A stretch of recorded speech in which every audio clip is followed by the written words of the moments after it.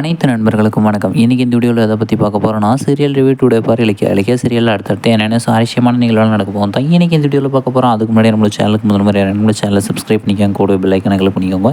இந்த வீடியோ பிடிச்சிருந்தா லைக் பண்ணுங்கள், இந்த வீடியோ பிடிக்கலாம் டிஸ்லைக் பண்ணுங்கள். வாங்க ஃப்ரெண்ட்ஸ், வீடியோக்குள்ளே போகலாம். வீடியோக்குள்ளே போகிறதுக்கு முன்னாடி உங்களுக்கு ரேவதியை பிடிக்குமா, இல்லை இலக்கியாவை பிடிக்குமா, இல்லை கௌதம் பிடிக்குமா, இல்லை கார்த்திகை பிடிக்குமா, இல்லை நம்மளோட ஜானகி பிடிக்குமா, இல்லை வெள்ளி கேரட்டில் கூடிய நம்மளோட எஸ்எஸ்கே அஞ்சலி மற்றும் தாட்சாயினியை பிடிக்குமா, இல்லை பைரவியை பிடிக்குமான்ட்டு மறக்காம கமெண்ட்டில் சொல்லுங்கள்.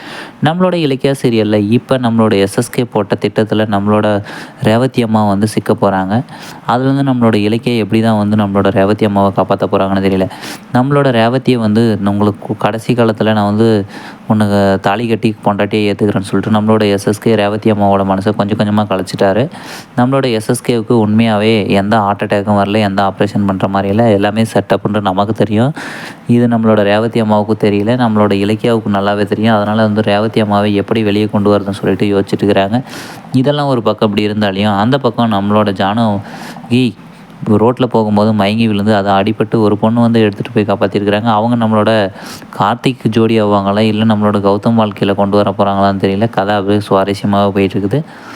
ஓகே ஃப்ரெண்ட்ஸ், இதெல்லாம் ஒரு பக்கம் அப்படி இருந்தாலுமே நம்மளோட பைரவி அம்மாவை ரொம்பவும் காப்பாற்ற ரொம்ப நாள் வந்து காட்ட கிடையாது.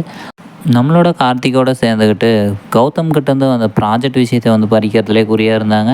ஆனால் நம்மளோட அஞ்சலி வந்து நம்மளோட பைரவியை துரத்திட்டு வீட்டுக்கே எஜமானி ஆகணும்னு சொல்லிட்டு இப்படி ஒரு சுயநலமான ஒரு எண்ணத்தோடு இருக்கிறாங்க. அடுத்து என்ன நடக்குதுன்ட்டு அடுத்த எபிசோடில் பார்க்கலாம் ஃப்ரெண்ட்ஸ். இந்த வீடியோ பிடிச்சிருந்தா லைக் பண்ணுங்கள், இந்த வீடியோ பிடிக்கலாம் டிஸ்லைக் பண்ண முடியும். சேனலை சப்ஸ்கிரைப் பண்ணிக்க, கூட பெல் ஐக்கானை கிளிக் பண்ணிக்கோ. தேங்க்யூ ஃபார் வாட்சிங் ஃப்ரெண்ட்ஸ்.